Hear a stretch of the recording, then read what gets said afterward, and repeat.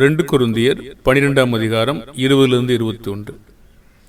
ஆகிலும் நான் வந்து உங்களை என் மனதின்படி இருக்கிறவர்களாக காணாமலும் நான் உங்களை மனதின்படி இருக்கிறவர்களாக காணப்படாமலும் இருப்பேனோ வென்றும் விரோதங்கள்,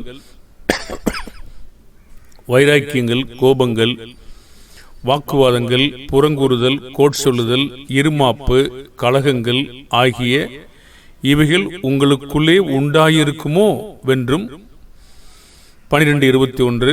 மறுபடியும் நான் வருகிற போது என் தேவன் உங்களிடத்தில் என்னை தாழ்த்தும்படிக்கு முன்பு பாவம் செய்தவர்களாகிய அநேகர் தாங்கள் நடப்பித்த அசுத்தத்தையும் வேசித்தனத்தையும் காம விகாரத்தையும் விட்டு மனம் திரும்பாமல் இருக்கிறதை குறித்து நான் துக்கப்பட வேண்டியதாக இருக்குமோ என்றும் பயந்திருக்கிறேன். பாடமானது அப்போஸ்தலனாகிய பவுல் எதற்காக கொரிந்தியர்களை குறித்து பயமடைந்த சூழ்நிலையில் இருக்கிறார்? இந்த நிலைக்கு அவர்களை பிரித்தது யாரு? இந்த நிலைக்கு அவர்களை உட்படுத்துகிற அளவிற்கு அவர்களை துணை நின்றவர்கள் யாரு? இதான் நம்ம பார்க்க போறோம்.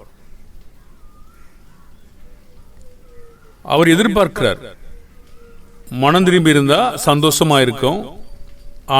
ஆனாலும் இவ்வளவு கர்த்தருக்குள்ள வந்த பிற்பாடு இதெல்லாம் விட்டு திரும்பாம இருந்தா நான் துக்கப்பட வேண்டியதா இருக்குமோ என்று பயந்திருக்கார். பாருங்க, ஒரு நேர்மையான துக்கம், ஒரு நேர்மையான இருதயத்தின் வாதித்தல். லோத்து மாதிரி வேதவசனங்களை கை கொள்ளாத துரோகிகளை கண்டபொழுது கண்களில் நீர்த்தாரை ஓடுகிறது. நல்ல காரியம். 2 கொரிந்தியர் 13ஆம் அதிகாரம் 5ஆம் வசனத்தில் கொரிந்தியர்களின் விசுவாசத்திற்கு என்ன சவால் விடப்பட்டது? கிறிஸ்து அவர்களுக்கு இருக்கிறாரா என்ற அறிவுக்கு விடப்பட்டதா? நீங்கள் விசுவாசம் உள்ளவர்களோ வென்று உங்களை நீங்களே சோதித்தறியுங்கள், உங்களை நீங்களே பரீட்சித்து பாருங்கள். இயேசு கிறிஸ்து உங்களுக்குள் இருக்கிறார் என்று உங்களை நீங்களே அறியீர்களா? நீங்கள் பரீட்சைக்கு நில்லாதவர்களாய் இருந்தால் அறியீர்கள். இயேசு கிறிஸ்து நமக்குள் இருக்கிறார் என்பதை நாம் அறிய முடியுமா? நாம விசுவாசம் இருக்கா இல்லையா என்று சோதித்து அறிய முடியுமா? முடியும் தான் சொல்றார். அப்போஸ்தலனாகிய பவுல் நான் முற்றிலும் தேறினேன் என்று எண்ணவில்லை, தொடர்ந்து ஓட்டப்பந்தயத்தை ஓடுகிறேன் சொன்னார். கடைசியில் ஒரு நாள் ஓடி முடித்தேன் சொன்னார். அவர் இருதயங்களை சோதித்து பார்க்கிறாங்களா? பார்க்கிறாங்க. ஆனாலும் தேவனுக்கு முன்னாடி அவங்க நீதிமானா இருக்கிறது இல்லைன்னு சொல்றாங்க. யோபு தன்னுடைய இருதயங்களை சோதித்து அறிந்தாரா? இந்த கொரிந்தியர்களிடத்திலே இவ்வாறான காரியங்கள் கொடுக்கப்படுகிறதா? நம்முடைய இருதயத்திலும் பெரியவரா இருக்கார். 1 யோவான் பார்க்கிறோம். நீங்களே சோதித்து அறியுங்கள், உங்களை நீங்களே பரீட்சித்து பாருங்கள். இயேசு கிறிஸ்து உங்களுக்குள் இருக்கிறார் என்று உங்களை நீங்களே அறியீர்களா? நீங்கள் பரீட்சைக்கு நில்லாதவர்களாக இருந்தால் அறியீர்கள். பரீட்சையில் நின்றாதான் தெரியும் நாம் எதுல நிக்கிறோம் எதுல இல்லை அப்படிங்கிறது. அப்போதான் தெரியும். பரீட்சை இல்லாம நாம் எதுல வெற்றி பெற்றிருக்கிறோம் எதுல தோல்விட்டு இருக்கோம் எப்படி தெரியும்? பேதுருட்ட இயேசு கேட்டாரு, புடைப்பதற்கு சாத்தான் உத்தரவு கேட்டுக்கொண்டான், உன் விசுவாசம் ஒளிந்து போகாதபடி வேண்டிக் கொண்டேன் பேதுருவேன்னு சொன்னார். நீ குணப்பட்ட பின்பு உன் சகோதரரை ஸ்திரப்படுத்து அப்படின்னார். சோதிக்கப்படாம உதவி செய்ய முடியாது. சோதிக்கப்படாம இருதயத்தை நம்ம சரின்னு சொல்ல முடியாது. சோதிக்கப்படும் போதுதான் தெரியும் நான் நிக்கிறேனா நிக்கலையா. எதற்கு? பரீட்சைக்கு. பரீட்சையில நிக்கிறேனா அல்லது தோல்வியுறுகிறனா என்று அப்பொழுதுதான் நான் கண்டுபிடிக்க முடியும். சோதனை வர்றதுக்கு முன்னாடி நிக்கிறேன்னு சொல்ல முடியும். பேதுரு அப்படிதான் சொன்னார். ஆண்டவரே, சாவிலும் எல்லாத்திலும் உண்மை பின்பற்றுவேன்னு சொன்னார். ஆனா வரும்போதுதான் தெரியும் நிக்கிறோமா இல்லையா என்று சொல்லி. எல்லாருடைய கட்டுமானங்களும் நம்முடைய பார்வைக்கு செம்மையாக தான் இருக்கு, ஆனால் சரியாக தான் இருக்கேன்னு சொல்லு. பரிசித்து பார்க்கும்போது தான் தெரியும், ஓ இங்கெல்லாம் இல்லை விழுந்து போச்சு, இதுல தவறா புரிஞ்சிருக்கோம், தவறா நிக்கிறோம், இந்த பிரமாணத்தை நிறைவேற்றல, இதுல நம்ம சரியா இல்லை, நிச்சயமா தெரியும். நாமளா நினைக்கிறத விட பரீட்சித்து பார்க்கும்போது தான் தெரியும். நினைவுங்கிறத சும்மா நினைக்கலாம், வரும்போது தான் அதனுடைய தாக்கம் பெரிதா இருக்கும். இயேசு கிறிஸ்து மரிக்க போறேன்னு சொல்லிக்கிட்டே வந்தார். நான் அதுக்காக தான் வந்திருக்கேன்னு சொன்னாரு. ஆனா கிட்ட நெருக்கி வரும்போது திகிலும் பயமும் வேர்வை ரத்தமா வந்துச்சு. அவருக்கே வந்ததென்றால் மனிதனாகிய நமக்கு மாம்சத்தில் அவர் இருந்தாரு, நாமளும் இருக்கோம், வராதா? இல்ல அவ்வளவு வராலாம் சொல்ல முடியாது, நடுங்கிடுவோம். பேதுரு மறுதலிச்சு சபிக்கவும் சத்தியம் பண்ணவும் தொடங்கலையா? பரீட்சை வரும்போதுதான் வீடு நிக்குதா இடிஞ்சு போதான்னு தெரியும். மத்த 7 மணல் மேல இருக்கா எதுல இருக்கான பரீட்சையை பார்க்கும் போதுதான் தெரியும். 1 Corinthians 3 அது பொன்னா மரமா புல்லா வைக்கோலா எவ்வளவு சீக்கிரத்தில் எரியும் அப்படின்ட்டு பரீட்சித்து பார்க்கும்போது வசனத்தோடு ஒத்து பார்க்கும்போது தான், ஓ இதுல இல்ல, இது வெந்து போனது, இந்த இதை நான் சும்மா நம்பி இருக்கிறேன், இது வெந்து போயிடும், இது நான் மாயையா நம்பி இருந்திருக்கேன், இது வெந்து போச்சு. யூதர்களை கர்த்தர் அப்படி சோதிச்சு காட்டினாரா? நீங்கள் சிலுவையில் இருந்த இந்த இயேசுவையே தேவன் ஆண்டவரும் கிறிஸ்துவும் ஆக்கினான்னு அவங்க என்ன நினைச்சாங்க? இதுவரைக்கும் செய்ததாக வெற்றி பெற்றதாக நினைச்சாங்க. அப்போதான் தெரிஞ்சு நாம தோல்விட்டு இருக்கிறோம். நீங்கள் உங்களால் சிலுவில் அறியப்பட்ட அந்த இயேசுவையே தேவன் ஆண்டவரும் கிறிஸ்துவும் ஆக்கினார் சொன்ன உடனே இப்போதான் இருதயத்துல குத்திருச்சு அவங்களுக்கு. நாம தோல்விட்டு இருக்கிறோம். அப்படியானா இவ்வளவு காலம் செய்த கிரியைகள் எல்லாரும் இப்படி அல்ல, சிலர் ஏறக்குறைய 3000 பேர் இருந்திருக்காங்க இல்லையா? இருந்திருக்காங்க, பிறகு சிலர் இருந்திருக்காங்க. அப்படின்னா பரீட்சை வரும்போது தான் நம்ம இதுல தோல்வியுற்று இருக்கிறோம். தோல்வியுறும் போது ஆமான்னு நம்ம நியாயமா ஒத்துக்கிட்டு தானே ஆகணும். அப்ப அந்த கட்டத்து வரைக்கும் நாம போயிட்டே இருப்போம். நிறைய காரியங்கள் இப்படித்தான் இருக்கு. மனிதர்கள் சின்னங்கள இல்ல நீ இப்போ தோல்வி இருவேன்னு சொல்லி காட்டும் போது நாம அப்பவும் பிறண்டு உருளக்கூடாது. இது மெய்யான தோல்வி என்பதை நாம் ஒத்துக்கொள்ளணும். அதுக்கான ஆதாரங்கள் தேவன் காட்டுறார். இந்த அர்த்தத்தில் நீங்கள் சிலுவையில் அறிந்த இந்த இயேசுவையே தேவன் ஆண்டவரும் கிறிஸ்துவும் ஆக்கிட்டார் சொல்லிட்டார். பாருங்க, சிலுவையில் அறிந்த இந்த இயேசுன்னு சொன்னார், தெளிவுபடுத்தினாங்க. அப்படியானா நீங்க இதுவரைக்கும் யாரை நம்பாம இருந்தீங்களோ, யாரை நீங்க ஏற்றுக்கொள்ளாம இருந்தீங்களோ, யாரை நீங்க ஒத்துக்கொள்ளாம உங்க சுய விருப்பத்தின்படி இருந்தீங்களோ அவரைத்தான் ஆண்டவர் கிறிஸ்துவமாக ஆக்கினாரு. அப்படி நிரூபிக்கணும். நிரூபிக்கும் போது நீங்க ஒத்துக்கொள்ளாம நீங்க போகவே முடியாது, நொறுக்கப்படுவோம். அப்போ நமக்கு ஆதாரங்கள் தேவைப்படுகிறதுனால அவரு கேட்கிறார், இப்போ உங்கள் விசுவாசம் உள்ளவர்களோ உங்களை நீங்களே சோதித்து அறியுங்கள் சொல்றார். உங்களை நீங்களே பரிசித்து பாருங்கள் சொன்னார்.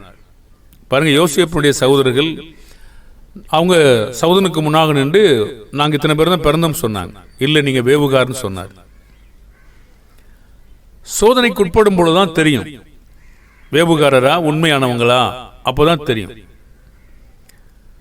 ரியல் வாழ்க்கையில அப்படியே நடக்கிறது நம்மள நிறைய பாதிப்புக்குள்ளாக்கும், பிரித்தெடுக்கும். ஆவி, ஆத்துமா, கண்ணு, எண்ணங்கள், நினைவுகள், யோசனைகள் எல்லாத்தையும் வேறு பிரிச்சு காட்டிடும். அப்போ ஒத்துக்கலைன்னா துணிகரமான மக்களாவா இருப்போம்? அப்படி இருக்க முடியாது கண்டிப்பா.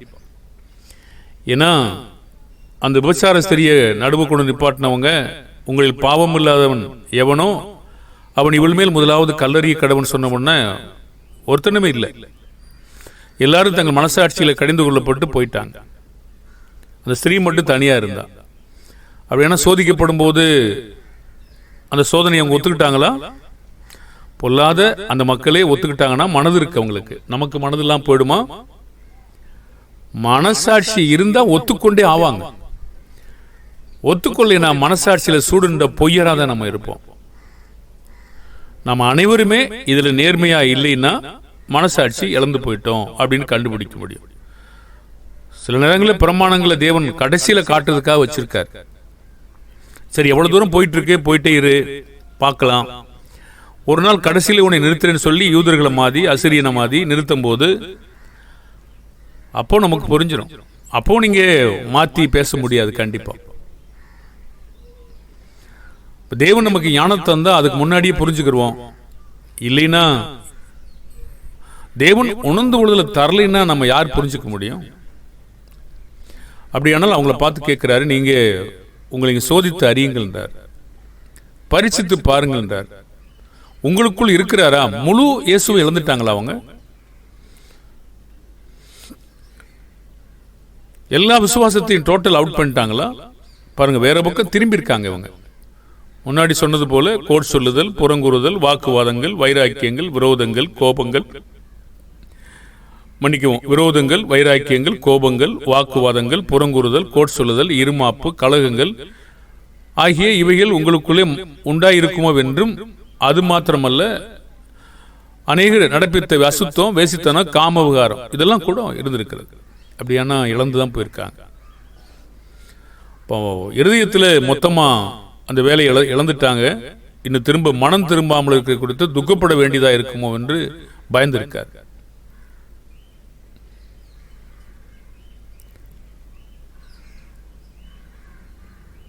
அப்போ இந்த காரியத்தில் அவங்க ஏன் பயப்படுறாரு? வேலை விருதாவா போயிடும். அவங்க சண்டை போட்டுருவாங்க பயப்படுறாரா? அப்படி இல்லை, செய்த வேலை விருதாவா போயிடும், தேவனத்தில் பிள்ளைகள் இழந்து போறாங்க, அதுக்காக துக்கப்படுறார். இயேசு கண்ணீர் வடிச்சார்னா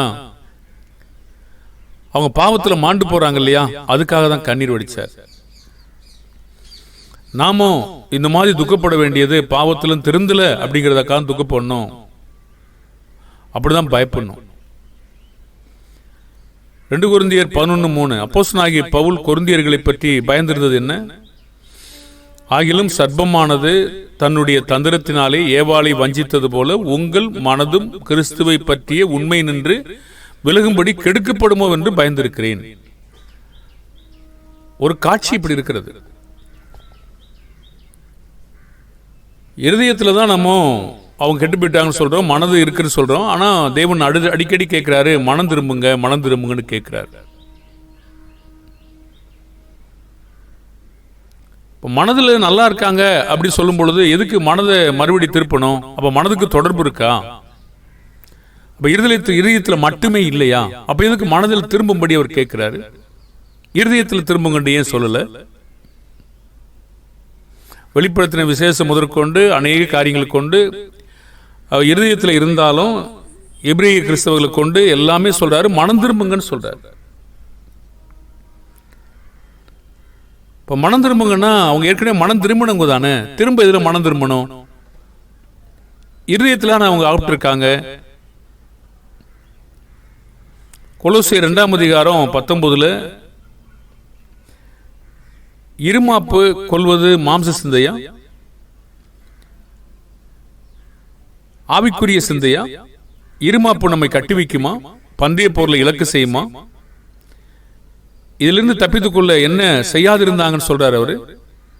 கொலோசியர் 2:19 மாயமான தாழ்மையிலும் தேவ தூதருக்கு செய்யும் ஆராதனையிலும் விருப்பமுற்று காணாதவைகளிலே துணிவாய் நுழைந்து தன் மாம்ச சிந்தையிலே வீணாய் இருமாப்பு கொண்டிருக்கிற எவனும் உங்கள் பந்தய பொருளை நீங்கள் இழந்து போகும்படி உங்களை வஞ்சியாதபடி பாருங்கள். இதெல்லாம் இருந்தா என்ன ஆயிடுவோம்? பந்தய பொருளை இழந்து போவோம், கெடுத்துருவாங்க, ஏமாத்திடுவாங்கன்னு சொல்றாரு. இப்ப பாவமா? பந்தய பொருளை இழக்கிற அளவுக்கு அந்த இருமாப்பு இருக்கு. மாம்ச சிந்தையில் வீணா இருமாப்பு எவனும். 1 கொரிந்தியர் 9:12 அப்போஸ்தலரின் அதிகாரத்தை விட யாரை அதிகமாக அவங்க ஏற்றுக்கொண்டிருந்தாங்க? மற்றவர்கள் உங்களிடத்தில் இந்த அதிகாரத்தை செலுத்தினால் அவர்களை நாங்களும் அதிகமாய் செலுத்தலாம் அல்லவா? அப்படி இருந்தும் கிறிஸ்துவின் சுவிசேஷத்திற்கு யாதொரு தடையும் உண்டாகாதபடிக்கு நாங்கள் இந்த அதிகாரத்தை செலுத்தாமல் எல்லாம் பாடுபடுகிறோம். பாருங்க, அதிகாரத்தை செலுத்தியிருந்தா ஏன் பாடுபடணும்? நம்ம சில நேரங்களில் இவ்வாறு தவறு செய்யணும் இல்லையா? அதிகாரத்தை செலுத்திட்டு பாடுபடாம இருந்துக்கிறோம். ஆனா அதிகாரத்தை செலுத்தாம இருந்தாதான் பாடு. அவர்களிலும் நாங்கள் அதிகமாக செலுத்தலாம் அல்லவா? பாருங்க, இங்கே ஒரு வேலையில் இன்னொருத்தர் வரும் பொழுது அந்த காட்சியை அவர் அப்படி விவரிக்கிறார். அப்படி இருந்தும் கிறிஸ்துவின் சுவிசேஷத்திற்கு யாதொரு தடையும் உண்டாகாதபடி நாங்கள் இந்த அதிகாரத்தை செலுத்தாமல் எல்லா பாடுபடுகிறோம். பாருங்க, யாரோ ஒருவர் வந்துட்டாங்க, அவங்க இதை குறித்து இவர் கவலைப்படுறது மாதிரி இருக்காங்களா? தடை வரக்கூடாது அப்படின்னு நினைக்கிறாங்களா? அதை பற்றி அவங்களுக்கு கவலை இல்லை. அவங்க அதிகாரத்தை அவங்க செலுத்திக்கிட்டே இருக்காங்க. ஆனால் இவர் பாருங்க, உருவாக்குனவருக்கும் கூலிக்கு வேலை செய்கிற மக்களுக்கும் வித்தியாசம் இருக்கு. அவங்க யாருக்கு வேலை செஞ்சாங்களோ, ஆனால் மற்றவங்க அவங்ககிட்ட அதிகாரம் செஞ்சிருக்காங்க, அவங்க ஏற்றுக்கொண்டிருக்கிறாங்க. ஆனாலும் இந்த காரியத்தில் இவங்க அவங்கள போய் ஏற்றுக்கொண்டிருக்கிறாங்க. இவர் பாடுபடாம அவங்களுக்காக பாடுபட்டுக்கிட்டு இருக்காரு, செலுத்தாம. 1 கொரிந்தியர் 4:15-16 தகப்பன்மார் யார் என்பதையும் அவங்க உணர்ந்திருந்தாங்களா? யார் என்று சொல்ல வேண்டியதா இருந்ததா? உபாத்தியார்களையும் தகப்பனையும் அவர்கள் பிரித்து பார்க்க தெரிந்ததா? கள்ளத்தனமான மக்கள் யாரு, உபாத்தியார்கள் யாரு, பெற்றார் யாரு? 1 கொரிந்தியர் 4:15-16 கிறிஸ்துவுக்குள் 10,000 உபாத்தியார்கள் உங்களுக்கு இருந்தாலும் தகப்பன்மார் அநேகர் உங்களுக்கு இல்லையே. கிறிஸ்து இயேசுவுக்குள் சுவிசேஷனால் நான் உங்களை பெற்றேன். ஆகையால் என்னை பின்பற்றுவாங்க என்று உங்களுக்கு புத்தி சொல்கிறேன்னு சொல்றார். பாருங்க, மற்றவர்கள் இங்க இருந்தாங்க, மற்றவங்களை பின்பற்றி இருக்கிற சூழ்நிலை வந்தபோது இது சொன்னார். நாம இப்படி சொல்றதுக்கு துணிகரம் நமக்கு இருக்கா? செய்யலாமா? பாருங்க, அந்த அளவுக்கு நம்ம வளர்ந்தும் இல்லை, அந்த அளவுக்கு கிறிஸ்துவ பின்பற்றவும் இல்லை. என்ன பின்பற்றுங்க சொல்லவும் நமக்கு பயம், சொல்ல முடியாது. ஆனா மற்றவர்கள் செலுத்துவாங்கன்னா அப்ப நம்ம சொல்லணும், இது அவங்க மோசமானவங்க, அதுல இருந்து இங்க என்ன செய்யுங்க, நீங்க இதை பின்பற்றுங்கன்னு சொல்ல முடியும். 1 கொரிந்தியர் 7:23 கொரிந்தியர்கள் மனுஷர்களுக்கு அடிமைகளாவதை எவ்வாறு தெரிந்து கொண்டிருந்தாங்க? கிரயத்திற்கு கொல்லப்பட்டீர்கள், மனுஷருக்கு அடிமைகள் ஆகாதிருங்கள். 15ஆம் வசனம் 1 கொரிந்தியர் 7:15 ஆகிலும் அவிசுவாசி பிரிந்து போனால் பிரிந்து போகட்டும், இப்படிப்பட்ட விஷயத்தில் சகோதரனாவது சகோதரியாவது அடிமைப்பட்டவர்கள் அல்ல, சமாதானமாக இருக்கும்படி தேவன் நம்மை அழைத்திருக்கிறார். சமாதானமாக இருக்கும்படி எப்படி இருக்கிறது இந்த அர்த்தத்தில்? அவிசுவாசியோட சண்டை போட்டு மோசமாக வாழ்றதை விட அவிசுவாசுக்கு துணை போகாமல் பிரிந்து இருக்கிறது நல்லதுன்னு தான் சொல்றார். அதில் அடிமைப்படக்கூடாதுன்னு சொல்றார். கொரிந்தியர்களை குறித்து அப்போஸ்தலருடைய நம்பிக்கை என்ன? அவளை பார்த்து என்ன கேட்கிறாரு? 2 கொரிந்தியர் 7:1 இப்படிப்பட்ட வாக்குத்தத்தங்கள் நமக்கு உண்டாயிருக்கிறபடினால் பிரியமானவர்களே, மாம்சத்திலும் ஆவியிலும் உண்டான எல்லா அசூசியை நீங்க நம்மை சுத்திகரித்துக் கொண்டு பரிசுத்தமாக்குதலை தேவ பயத்தோட பூர்ணப்படுத்துங்கன்னு சொல்றாரு.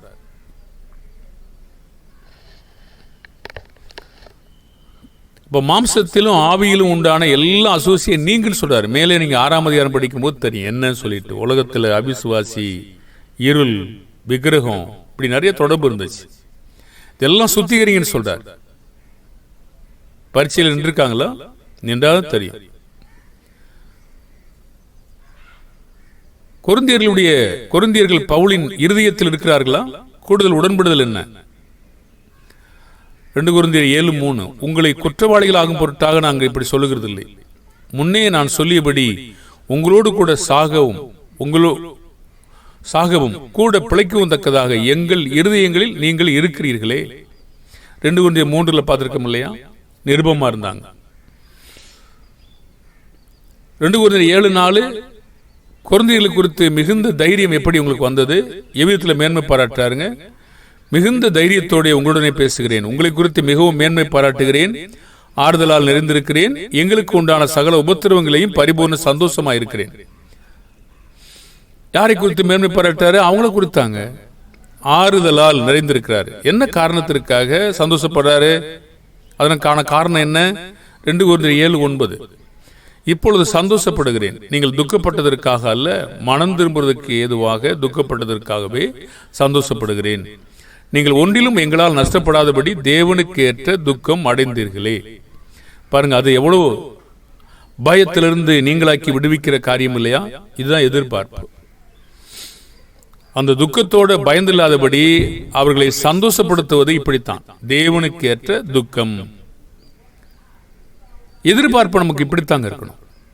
அவங்க தேவனுக்கு ஏற்ற துக்கம் அடையும்படி நம்ம தொடர்ந்து செபிக்கணும், தொடர்ந்து தேவனுடைய வார்த்தையை சொல்லணும், தொடர்ந்து தேவனுடைய வார்த்தையை கேட்கணும், தொடர்ந்து தேவனுடைய வார்த்தை கேட்டு மனம் திரும்பணும்.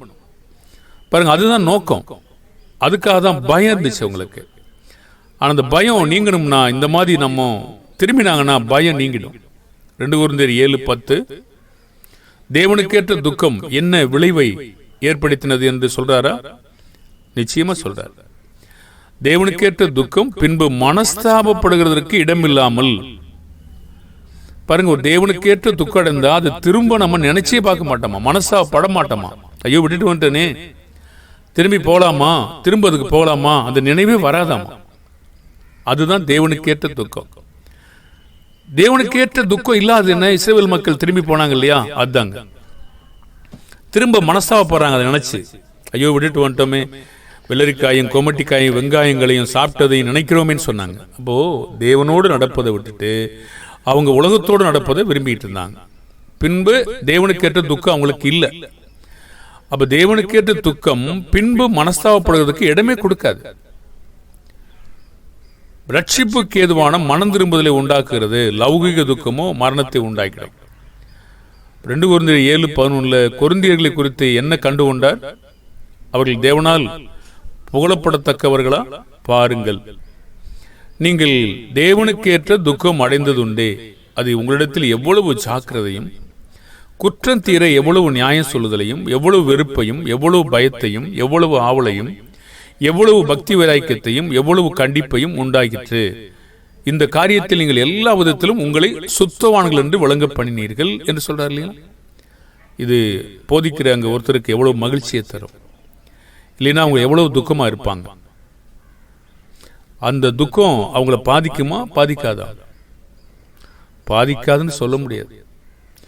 மூப்பர்கள் துக்கப்பட்டாதான் பாதிக்கும், மற்ற போதிக்கிறவங்க துக்கப்பட்டா பாதிக்காதுன்னு நம்ம நினைச்சிட முடியாதுங்க. அவங்க நல்ல காரணங்களுக்காக தானே பாதிப்படைய துக்கப்படுறாங்க. அது எவ்வளவு அவங்களுக்கு எவ்வளவு பிரயோஜனத்தை தரும். இந்த காரியத்தில் எல்லா விதத்திலும் உங்களை சுத்தவான்கள் என்று விளங்க பண்ணினீர்கள். ஒரு பெற்றோர் தன்னுடைய பிள்ளை குறித்து ரொம்ப துக்கமா இருந்தாங்கன்னா அந்த பிள்ளை எவ்வளவு நலமானதா இருக்கும். ஆவிக்குரிய பெற்றோரை பத்தி என்ன? சரி, என்னையை பற்றி உங்களுடைய கருத்து என்ன? துக்கமாக தான் இருப்பீங்க, நான் இருக்கும். அப்படியானால் விளங்க பண்ணுவது மேன்மையானது இல்லையா? நிரூபிக்கிறது மேன்மை இல்லையா? இப்ப பிள்ளைகள் உணர்ந்து கொள்ளனா அந்த பெற்றோருடைய கடமை என்ன? விபரித்து காட்டணும் எல்லாத்தையும். அவங்க சொல்லணும். சொல்லும் பொழுதுதான் அவங்களுக்கு புரியும். நீங்க இயேசுவை கொண்டுட்டீங்க, நீங்க வெற்றி பெற்ற நினைக்கிறீங்க, பாருங்க அந்த இந்த இயேசு தான் எழுப்பியிருக்கார் பாருங்கன்னு சொல்லி தரணும். அன்பான பெற்றோராக இருந்தா பிள்ளைகளுக்கு முன்னாடி அதுதான் சொல்லுவாங்க. யார்கிட்ட கண்டும் காணாம இருப்பாங்கன்னா கேட்டும் கேட்காதவங்களா இருந்தா மட்டும்தான். அவ்வளவு துணிகரமான பிள்ளைகள் இல்லை. நிச்சயமா நம்முடைய பிள்ளைகளுக்கு நாம உட்கார்ந்து சொல்லிக் கொடுக்கணும். கொரிந்தியர்கள் எல்லா விதத்திலும் சுத்தவான்களை வழங்க பண்ணாங்க. காரணம், அவர் சொல்லிக் கொடுத்தார். அவங்கள பேசிக்கிட்டு இருந்தார். அவரை அவங்கள விட்டு தூரப்படுத்திடல, தூரமா விலக்கி விட்டுல, அவங்கள வச்சுக்கிட்டு தான் பேசினார். நாம ஏன் வளர்க்கிறோம்? நாம ஒரு காரணத்துக்காக வளர்க்குறாங்க. பாருங்க, நம்ம வேலைகளை இப்படிதான் செய்யணுங்க. பவுல் மாதிரி ஒரு வேலை செய்யணும், வைத்து கொண்டு பாடுபட்டு. இது அதிகமான பலன் கத்திடத்துல. ஆனா அப்படி செய்யாம நம்ம இதெல்லாம் மோசம் போயிரும் நினைச்சுக்கிட்டு நாமளே கற்பனை பண்றதுனால பாடுபடல, அதிகமா பாடுபடல, பாடுபடணும். பாருங்க, பவுல் பாடுபட்டார்ல, எவ்வளவு பலன் இருக்கும் அவருக்கு, நிறைய பலன் இருக்கும். அவங்களே வச்சுட்டு அவங்ககிட்ட அதிகமான பாடுபட்டுக்கிட்டு இருந்தார். அவங்களா ஒன்னா ஓடட்டும், ஆனா நாம விரட்டக்கூடாதுல, யாரையும் விரட்டக்கூடாது.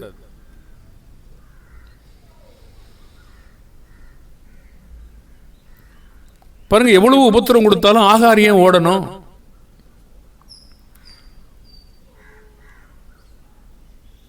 சீசர்கள் ஓடுனாலும் ஓடலையே. நீங்களும் போய்விட மனதா இருக்கீங்கன்னா போகலையே. அவங்க நாங்க எங்கேயும் போக முடியாங்களே, அப்படி இல்லை சொல்லணும். மெய்யான பிள்ளைகள் அதை தான் சொல்லுவாங்க.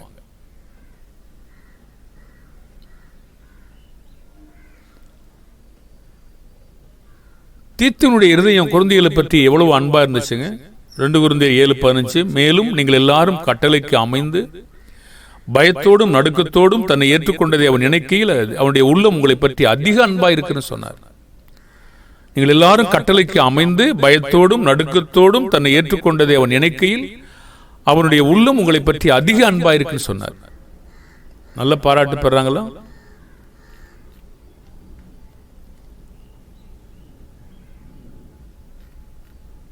அருமையான வேலை. அப்போ நம்ம அதிகமா பிரயாசப்படும் போது அங்க வேலை நடந்துகிட்டு இருக்கு. நன்மை செய்யறது பொருள் சகாயம் மட்டும் இல்லைங்க. அது ஒருவனை அது எந்த வகையில மாற்றும்? பொருள், அது உணவு. அது என்னன்னு கேட்டீங்கன்னா, தேவன் இந்த உலகத்தாருக்கு கேட்காத போது உனக்கு உணவும் உடையும் அழிச்சுக்கிட்டு இருக்கார். எல்லாத்துக்கும் கொடுக்கிறார், மழையும் பெய்ய பண்றார். அந்த கேட்டகரியில வச்சுக்கிட்டு இருந்தா அவங்களை எப்படி மாறுவாங்க? தேவன் அது இறுதியத்தை அறிஞ்சிருக்க மாட்டாரா?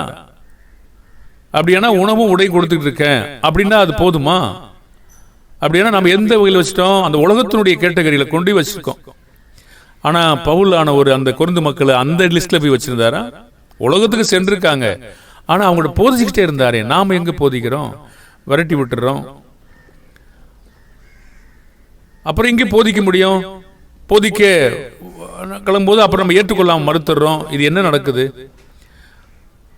அப்படின்னா எப்படி அவங்களை ஆதாயப்படுத்துவோம்? தூர விட்டுட்டா எப்படி ஆதாயப்படுத்த முடியும்? பாடுபட்டுக்கிட்டு தான் ஆதாயப்படுத்த முடியும்.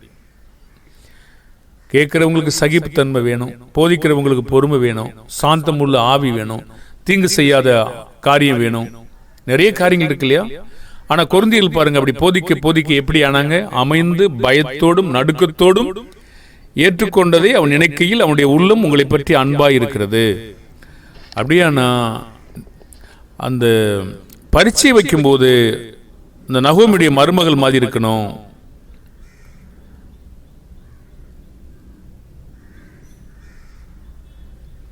பரீட்சையிலே நாம பொறுமையா இருக்கணும். அது அதிகமான பலத்தை நமக்கு தரும். அப்போஸ்தலர் மாதிரி இயேசு பரீட்சை வைக்கும் போது அப்போஸ்தலர் மாதிரி இருக்கணும். நாங்கள் எங்கே போகும் இருக்கணும். அப்படி இருக்கும்போது அந்த பிள்ளைகள் பாக்கியவான்கள் தாங்க.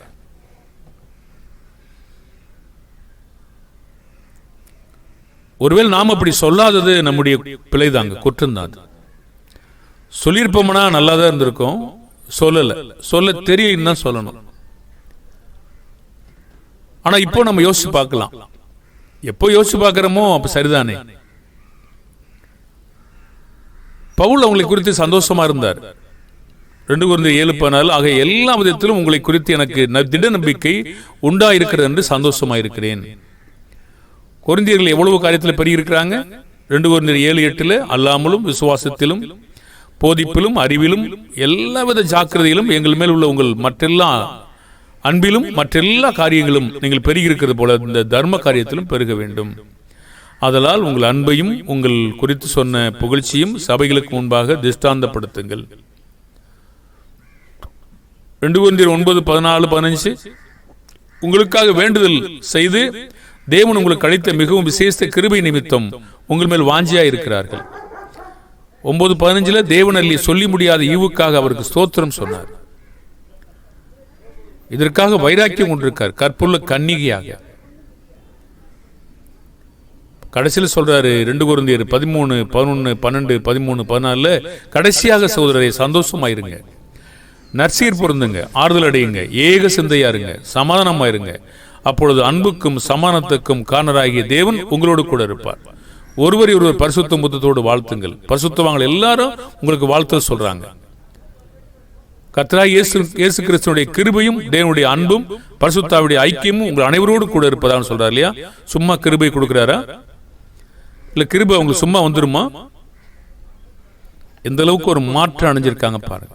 அப்படியானா நம்ம தேவனுடைய பிள்ளைகளை அன்பு கூற நம்ம நிறைய கற்றுக்கணும். தேவனுக்காகவே வேலை செய்வோம்னா இப்படிதான் வேலை செய்வோம். ஆனா நமக்காக வேலை செய்வோம்னா நம்ம கோபங்களை காட்டுவோம், வைராக்கியங்களை காட்டுவோம், பொறாமையை காட்டுவோம், இப்படி இருப்போம். நாம் தேவனுக்காக வேலை செய்து பழகுவோம், ஆத்துமாக்களை அன்பு கூறுவோம். எந்த ஆத்துமாக்களை இழந்து போகும் என்று விரும்ப மாட்டோம், அவங்களை நேசிக்கிறோம், அவங்களுக்காக ஜெபிக்கிறோம். ஆனால் மனம் திரும்பாமல் இருந்தால் அதை குறித்து பயந்திருக்கிறோம், துக்கப்படணும். ஜெபிப்போமா? பரலோகத்தில் வாசமாயிருக்கிற பரிசுத்த பிதாவே, இந்த கொரிந்தியரிடத்திலே அப்போஸ்தலனாகிய பவுலின் வேலை எவ்வளவா எங்களுக்கு நல்ல சிறந்த மாதிரியா இருக்கிறது. நாங்களும் விவிதமான பாடுபட எங்களை தகுதிப்படுத்தும். இப்படிப்பட்ட வேலைகளை செய்வதற்கு எங்களுக்கு பலன் தாரும். பிதாவே, நாங்கள் அறியாமல் செய்த பிழைகளையும் குற்றங்களையும் மன்னிக்கும்படியாய் வேண்டிக் கொள்கிறோம். இவ்விதமான காரியங்களை நாங்கள் இன்னும் தொடர்ந்து செய்வதற்கு எங்களுக்கு அவரை போன்ற பாடுபடுவதற்கு இருதயத்தை தாரும். அப்படி பாடுபடும் போது அதிகமான கூலியை நாங்கள் பெற்றுக்கொள்வோம். பரலோகத்தின் பலனை பெற்றுக்கொள்ள அதிகமாய் பிரயாசப்பட எங்களுக்கு தாழ்மையான இருதயத்தை தாரும். அன்பு கூற உதவி செய்யும். அவர்களை ஊன்ற கட்ட எங்களுக்கு பிரயாசப்பட உதவி செய்யும். சகாயமாய் நடந்து கொள்ள உதவி செய்யும். இன்னும் காத்திருக்க உதவி செய்யும். பொறுமையா இருக்க உதவி செய்யும். சாந்தமுள்ள ஆவியை தாரும். இயேசுவின் நாமத்தில் செபிக்கிறோம் நல்ல பிதாவே. ஆமேன்.